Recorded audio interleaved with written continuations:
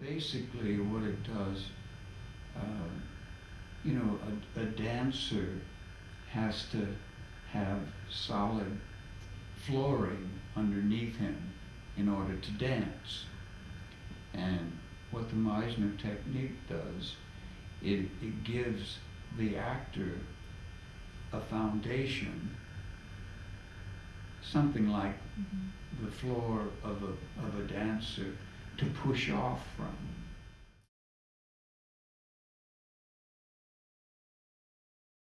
One of the things that I did learn that stays with me and that I carry with me onto a stage or onto a set when I get nervous, and I'm nervous every time.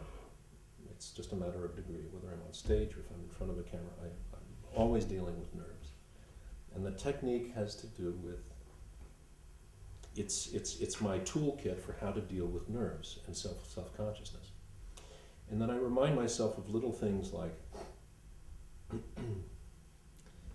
acting is behaving truthfully in imaginary circumstances. And put in that context, then I can say, I can do that. That's a manageable thing.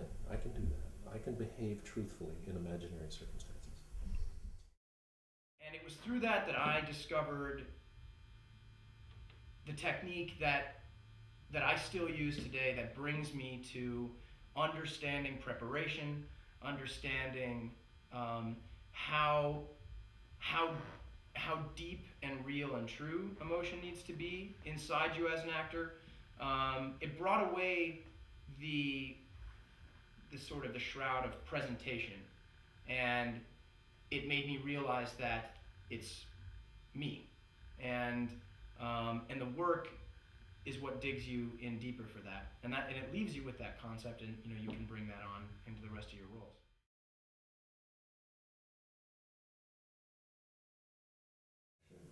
Sure, black shirt, black shirt, black shirt, black shirt, black shirt. So what the hell has that got to do with acting?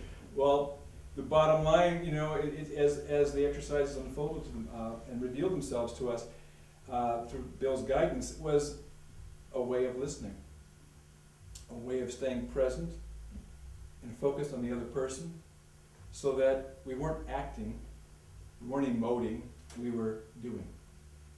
And acting is action. It's doing.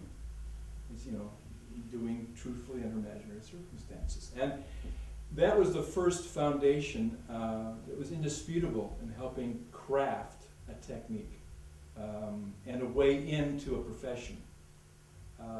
That foundation has been the springboard for me for 30 years. With Bill, as I said before, Bill, there's few people who can say this. You were an associate director with Meisner himself at the Neighborhood Playhouse for 20 years. Mm-hmm. You taught his classes when he was ill for 7 or 8 years, and he sought you out as a substitute, essentially. Yeah. So if you're going to study, why not study with the best? And that's what I say. And I was lucky enough to find Bill after many years of looking. We did a scene that was pretty good. I think you and Robin.